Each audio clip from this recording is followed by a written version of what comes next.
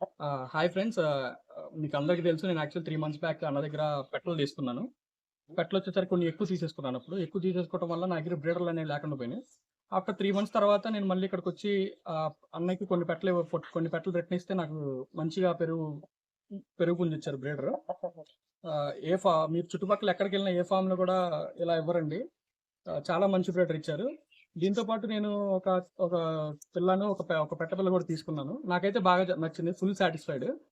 And ఇంకొకటి అన్న, actually నేను ప్రదీప్ అన్నకి ఒక విషయం చెప్పాలి. ఈరోజు ప్రదీప్ అన్న ఉంటారని నేను ఫామ్‌కొచ్చాను.